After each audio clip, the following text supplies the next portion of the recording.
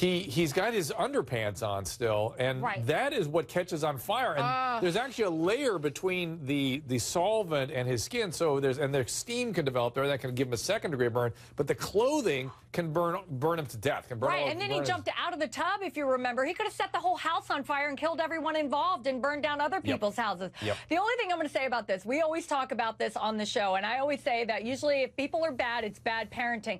But I do have to say that maybe it's 2 generations back now. Maybe she had bad parenting. That's why she's an awful mom. Maybe she just set her child in front of the TV and video games and everything else and just thought that they could raise a good kid, and she didn't know any better. Well, Mark, I've set you up with like 10 different issues here. One is what do you think about the legal aspect of this? Leanne brings up the intergenerational transmission of bad parenting and trauma. I'll leave with those 2.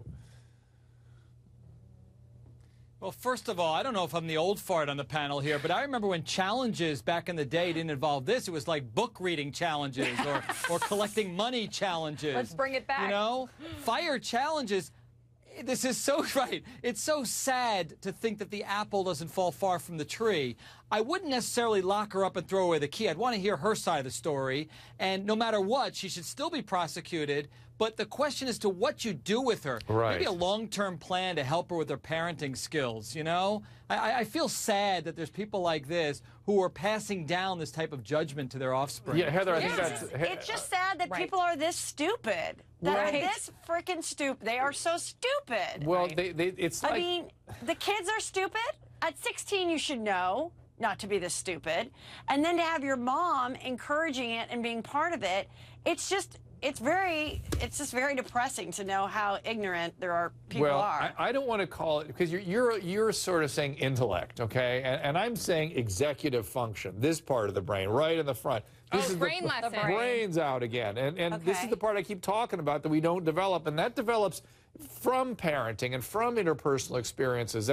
And from judgment and from experiences, not necessarily from reason. Reason helps, but we've left out all of that, and so people can't even, well, adolescent males typically can't project the consequences, but the problem is they're relying on our functioning frontal lobes to contain our impulses.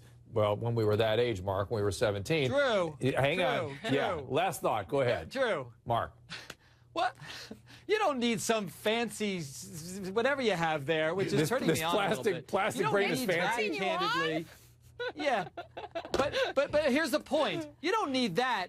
A 30 or 40-something-year-old adult knows that you shouldn't do this. Exactly. Period. This part of the brain, that part of the brain. Teenager, they're stupid. They're developing. I get it. But the parent? Come on. You've known since you were a baby, fire is bad.